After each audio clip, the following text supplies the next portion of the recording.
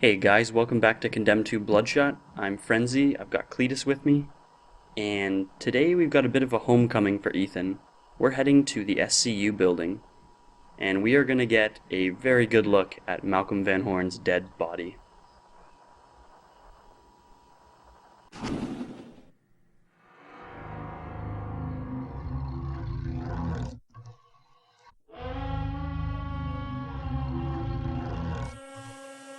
Preliminary pathology indicates the victim died from a gunshot wound to the head. More remarkable is the extensive damage done to the chest area. If we look here, we can see that the entire sternum has been extracted. Now, the killer inserted what I'm guessing to be a large hunting knife, roughly 6 to 8 inches in length, here at the base of the belly. He then made an X-shaped incision that extends up to the bottom of the chin. He clearly was not concerned with surgical technique. It appears he only wanted access to the rib cage and You said you found a connection. I'm getting to that. Rosa, I'm tired, and my head is screaming for a drink, so get to the point. All right. Take a look at this.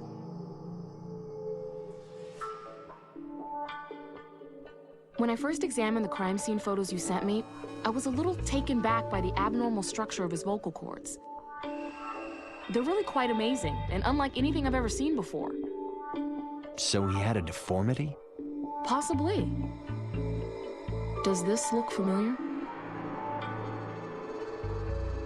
It's an X-ray of my chest. You showed me this during the SKX investigation. Right. And we noted it odd that your throat area was redacted, or in layman's terms, blackened out. I remember, but... Why? Why is it classified as top secret? And why was the same done to Van Horn? Van Horn? What do you mean? His vocal cords are missing. They've been cut out. What? Yeah, and the question is, who's trying to keep it a secret?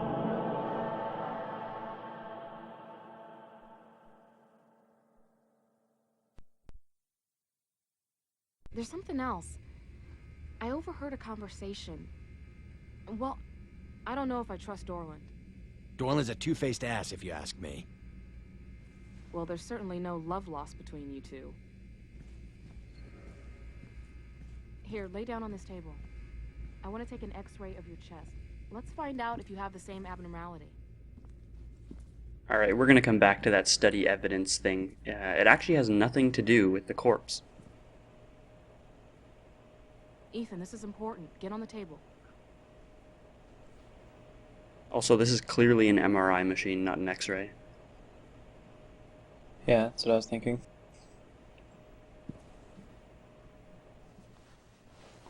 Now lie still. I'll be back shortly. Okay, I'm gonna take a few shots. Try not to move.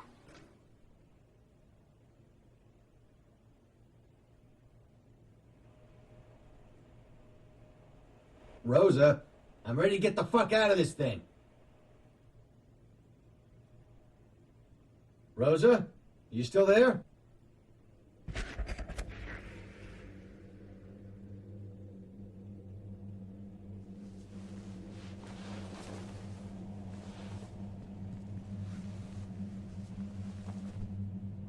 Get used to not being able to see anything in this level. Oh. Well, it seems both Rosa and Van Horn have ditched us, which is kind of weird. I'll just picture her carrying that body around. Now the evidence. The evidence is actually the X-rays she showed us during the cutscene. Specifically our X-ray in the bottom right. This was actually shown to us in the first game. There's a clip of it in the intro video from the first video. You can see that the throat area has a big black square over it. And one thing I just want to note, the examining physician there, Dr. Casey McMillan of SCU, we're going to be seeing that name again, so just keep that in mind. The actual evidence studying part is that our optional objective in this level is to photograph 2 sets of chest X-rays, this being the first one.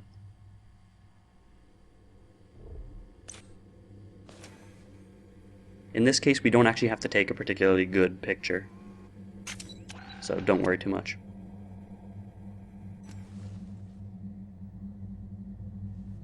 Do they both have to be your chest? Yes. Yes. Now, you can open these doors here to see if Van Horn's hiding in them, maybe. But there's nothing actually in any of them, so it's not all that interesting, really. Hello?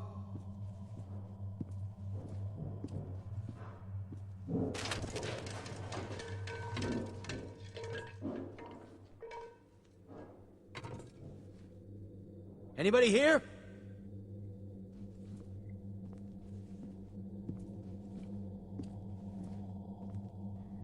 Better not be those fucking dolls. We're done with dolls. The whiteboards in this level have a whole bunch of chemistry stuff on them, and I don't really know what any of it is, but I'm sure we can ask Swordfish if we really care. That's true. He'll know. He would. Another sort of point of interest, this is actually in the middle of the night, so it's not really that surprising that there's no lab techs or anything around.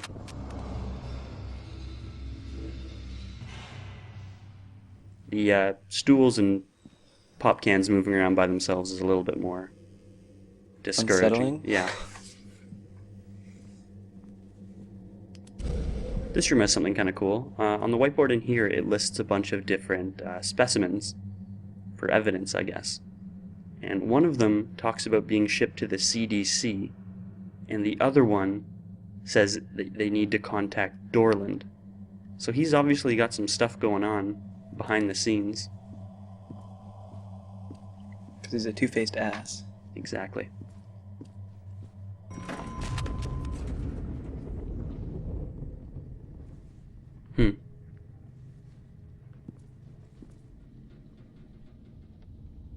I didn't think printer paper could work elevators. Or randomly fall out of the sky. Yeah. In an elevator. We have a radio here, but we can't actually use it. It looks like it's turned off. Which is kind of different, actually.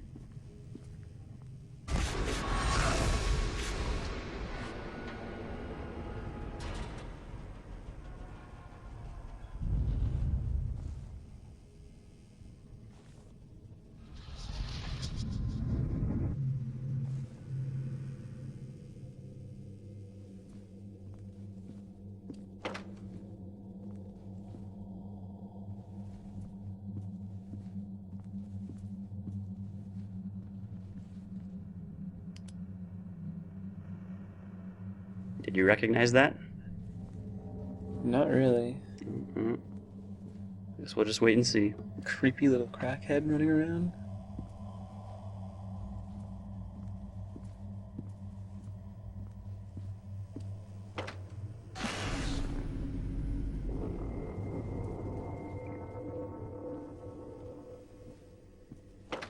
The majority of this level is actually, or the start of it anyway, is a bunch of chem labs, or bio labs, and they're kind of cool. They've done a pretty good job. Got incubators, fume hoods. That stuff on the counter actually looks like a power supply and an oscilloscope. But, pretty good detail.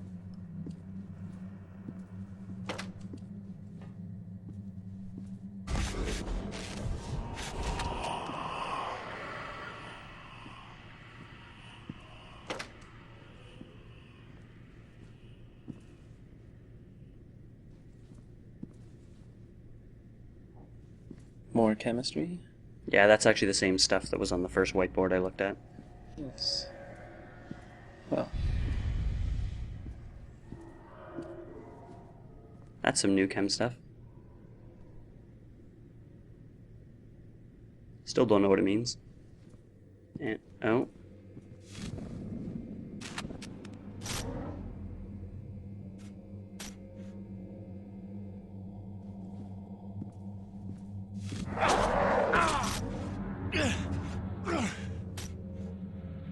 You recognize him now? Not really. It's the tar monsters from the first level. Oh, okay. I thought it was someone specific. No.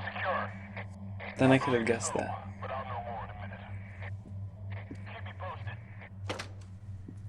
No, it's not that girl that we just lost. tar monsters, and there were some ceiling sacks there. Yeah, I saw the ceiling sacks and this little bugger messing shit up. Yeah. So, something weird is going on, yet again.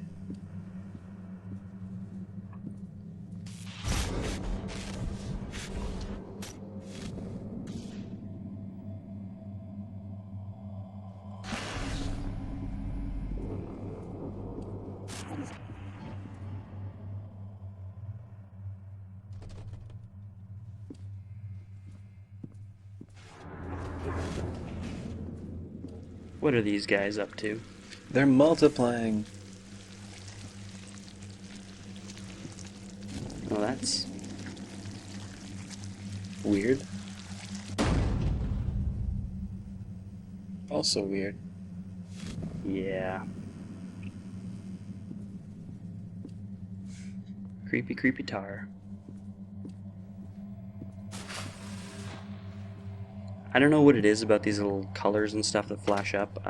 It's the only level it happens in, I think, but it's pretty annoying.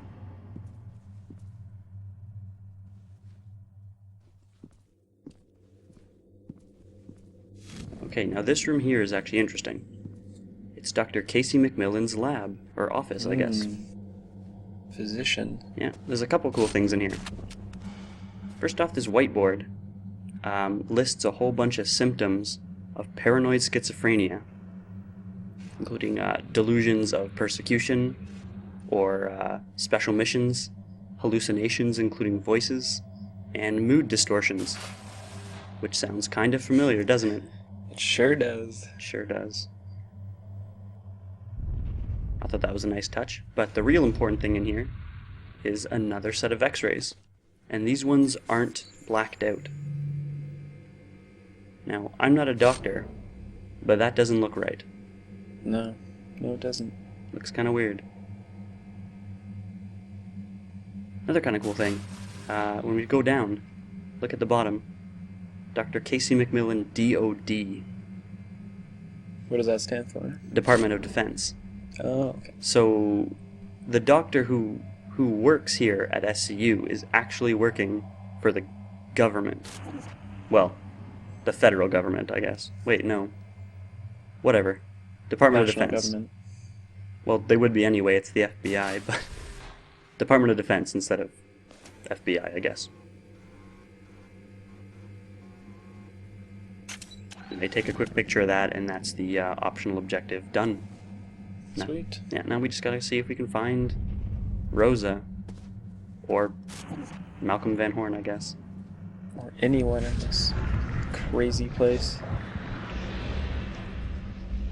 And here they really just decide to say, fuck being able to see anything.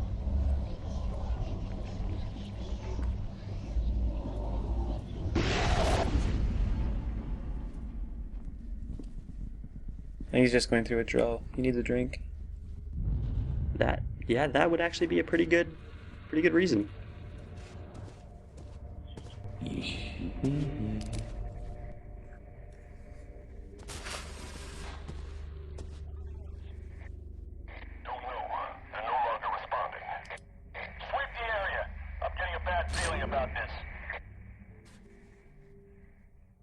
I think I've had a bad feeling about this since the level started. Yeah, me too. But another cool room. It's Rosa's office. Interesting.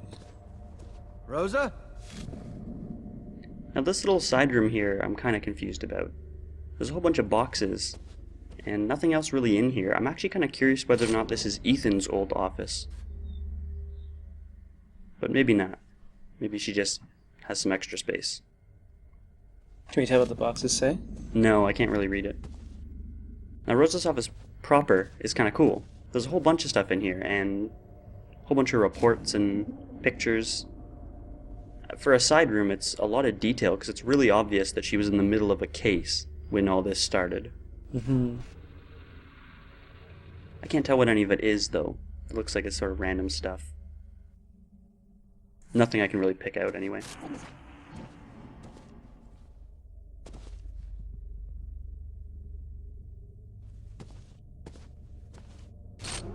But they did actually put her little voice recorder on the desk, which I think is cool. Nice. It's a nice little touch. Yeah, attention to detail is important.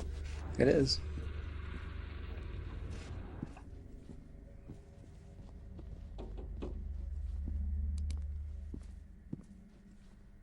Mr. Thomas, right? I'm Agent Pennington, head of security. Are you okay? Are you hurt? I'm fine. What the hell's going on? We gotta get you out of here. We're evacuating the building.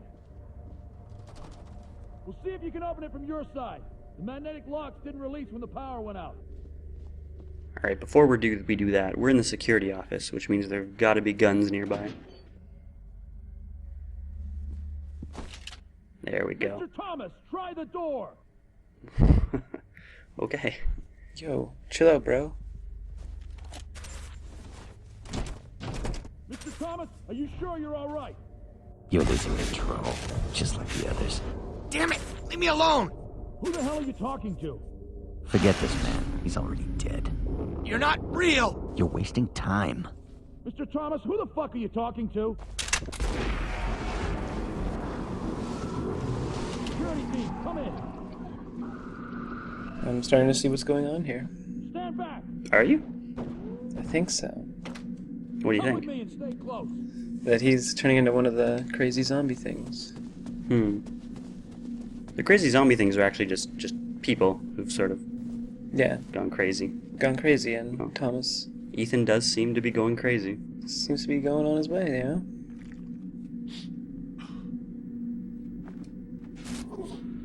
But maybe he's more important because of his crazy vocal cords.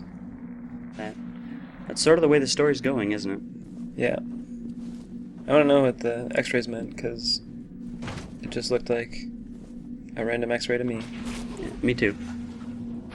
Miller! Miller!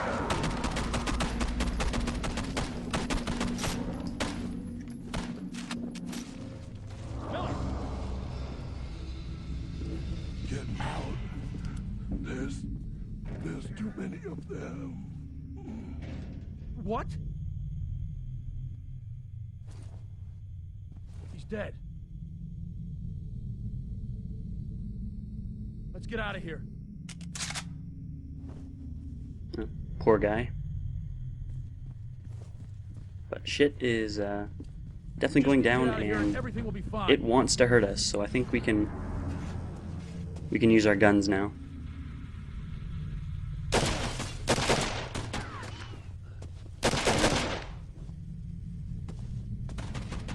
Some bad shooting.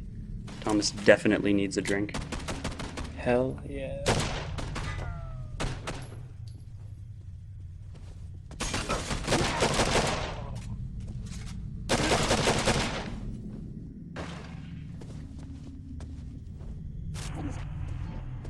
We're gonna get a new weapon here, though, the assault rifle. Bitchin'. Yeah.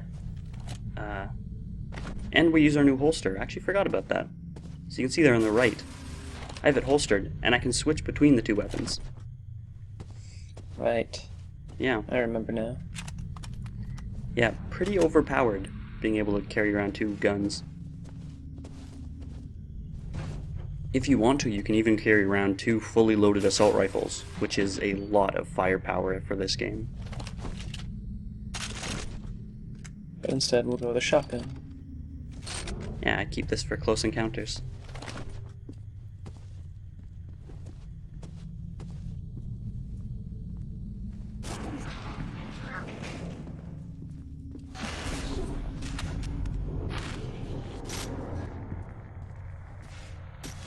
I'm so tired of these stupid visual things.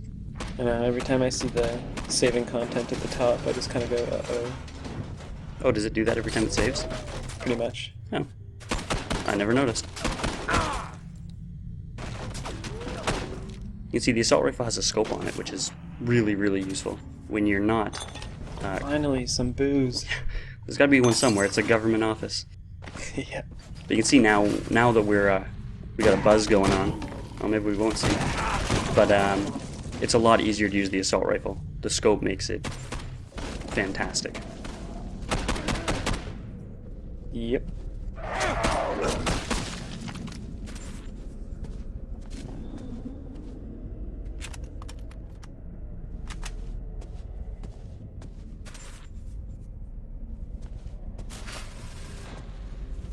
nice to see that some other people are seeing this shit. Yeah, it's not just us.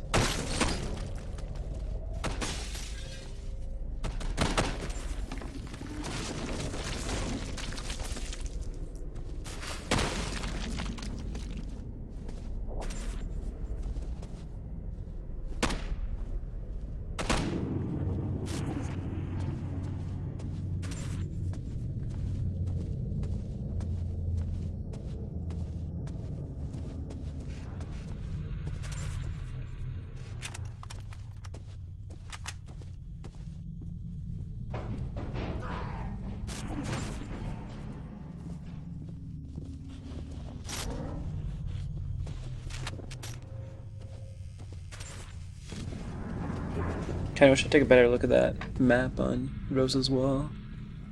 Yeah, I took a look at it during one of my practice runs. You really can't make anything out. I don't think it's this building. Maybe it's the hotel?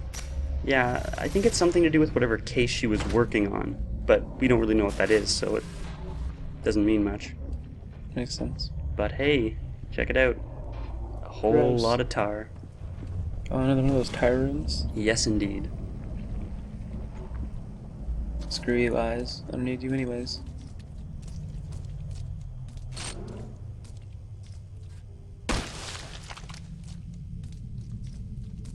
Where's that exit? It should be right here.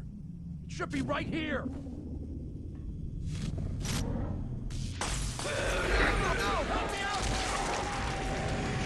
Sorry, Pennington.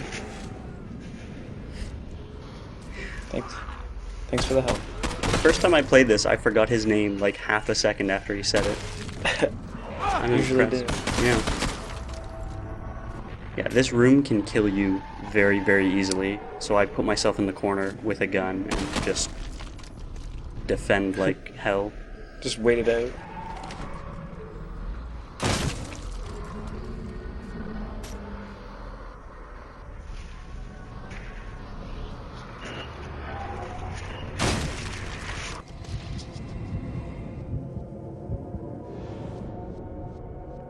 Well, I guess we can rule out withdrawal now. Well, what happened last time we saw all the tar monsters? You like blackout? Or it disappeared or something? Ethan, hold still. God, getting tired of seeing shit in my head.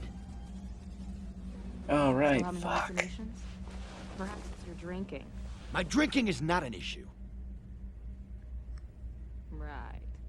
Look, I'll go get this processed. In the meantime, Farrell wants to see you in his office for a mission debriefing. Keep your cool. Corner office, 5th floor.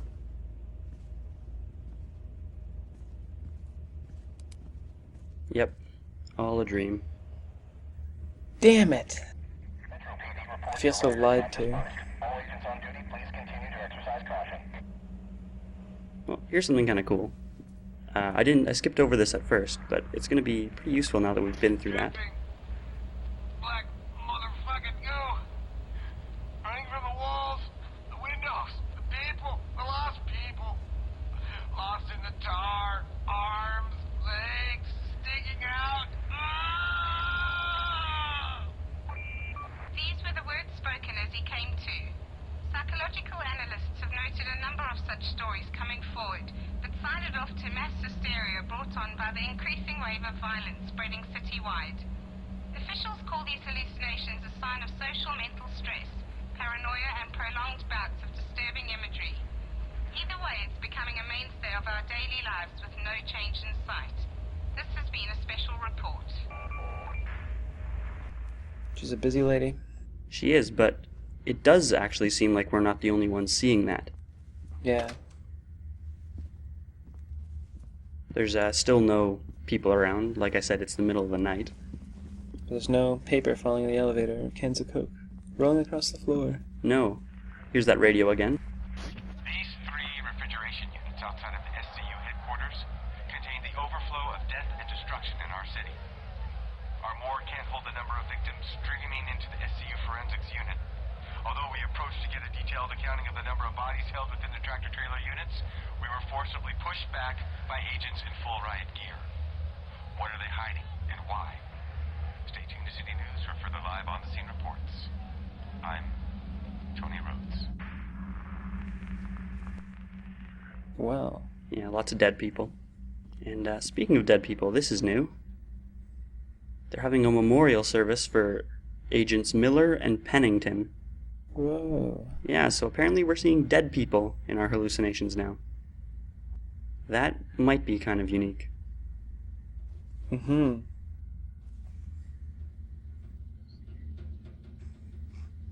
Yeah, they don't tell us how they died. But, oh. Some nice relaxing music. Yeah, it's actually pretty awesome. Wicked xylophone, bro.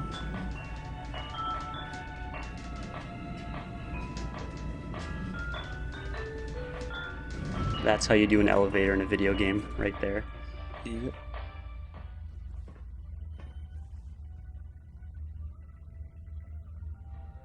Anyway, our spectrometer's going off, and I don't think it's the elevator music. Must be one of those audio devices up here. Which is weird, because it's like in the middle of, you know, SCU headquarters. Yeah, you'd think someone would notice it. Yeah. Look at all the pictures on the way.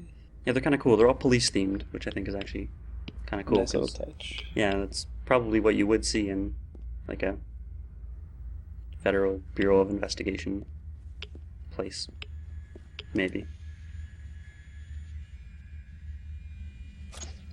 This guy's name doesn't ring a bell to me, so it's probably not important. But apparently it's in here somewhere. The clock?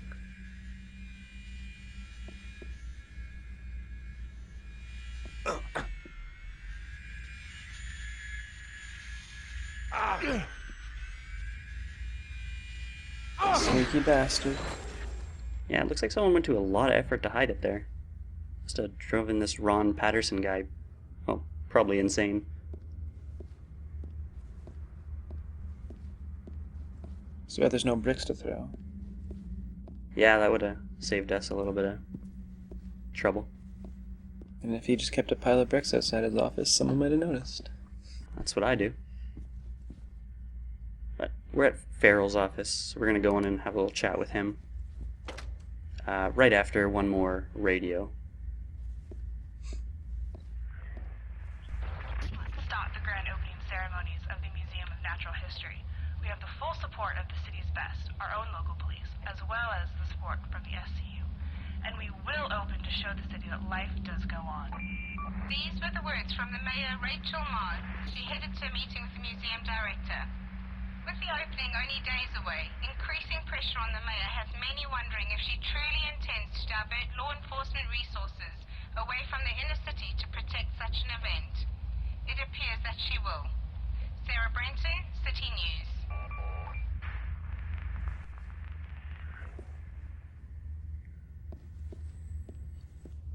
Come in. Sit down, Mr. Thomas. Can I get you anything? Yeah. 5 aspirins and a shot of soda water. I don't think we... Forget it. Alright, from this point out, Mr. it's all going to Thomas, be a please talking sit section. so we can get started. So we're just going to be quiet and we'll see you on the other side. Okay, let's begin. I'll be asking you questions regarding the recovery mission of Malcolm Van Horn. Please answer them to the best of your ability. Are you ready to begin? As ready as I'll ever be. All right. What happened immediately after leaving the hotel? We carried Van Horn's body away from the hotel. Was LaRue with the group at the time? Yes. What happened next? Dorland shot a power transformer, creating a small explosion. And that's when you were separated from the team, jeopardizing the success of the mission? Jesus, that was not my fault! Grill Dorland or LaRue about what happened. Mr. Thomas, you should know that Special Agent Dorland is missing. We picked up Agent LaRue a few blocks from the hotel. He and Dorland got separated soon after the victim was extracted. I need you to help us fill in the blanks. Let's continue. Where were you when the helicopter arrived? I was in an apartment complex next door. Explain what happened once Van Horn was secured. The helicopter started taking fire. Who ordered the pilot to leave the team behind? Dorland. Now, this next question is very important, Mr. Thomas. Why did the team split up? Look, let's stop holding hands like a couple of fucking girls. I know, all right? You didn't want me to come back. Dorland made that perfectly clear. Mr. Thomas, please. You gave Dorland the order to leave me behind. An unfortunate casualty in the line of duty or some bullshit. Did LaRue tell you that? So you're not denying it then? Wires got crossed. There was a misunderstanding. A misunderstanding? I almost got killed. Sit down. Fuck you. I'm ordering you to sit down. Jesus Christ! Just shoot me and get it over with! Why did you bring me back? You knew Van Horn. What to look for. It was just another stiff. Why the risky mission? It was important. We control the situation. Cooperation, Mr. Thomas. That's all I wanted. Cooperation? Then what, kill me? No, you've got it wrong. You're lying. Why the order to leave me behind? That order did not come from me. My orders were to keep you safe. I swear it.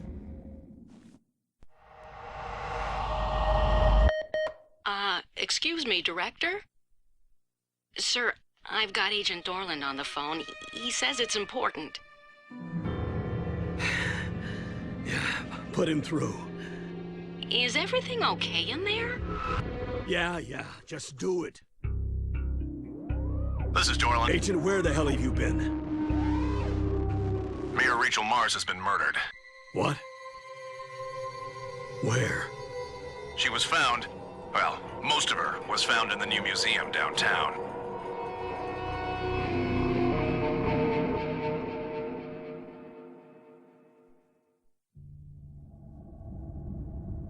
Wow. Yep. Can you guess where we're going next? The museum. The museum. Hooray. That whole final section is kind of cool, actually. It's a little unexpected. They ask you to actually answer questions about what's happened previously in the game. I guess it kind of brings you back into it, so... Yeah, although a lot of the answers are pretty similar. It's really easy to screw up, and then, you don't get gold. You don't get rubber souls?